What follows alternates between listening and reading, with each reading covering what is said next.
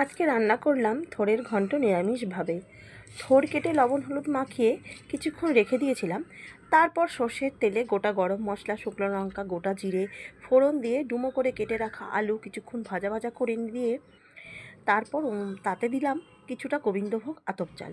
সেটাও ভাজা ভাজা করতে করতে দিয়ে দিলাম লবণ, হলুদ, আদা, লঙ্কা, টমেটোর পেস্টটা, জিরে গুঁড়ো, ধনের গুঁড়ো, সমস্ত মশলা। তারপর কষিয়ে নিয়ে থোড়টাকে ভালো করে জল থেকে চিপে দিয়ে দিলাম।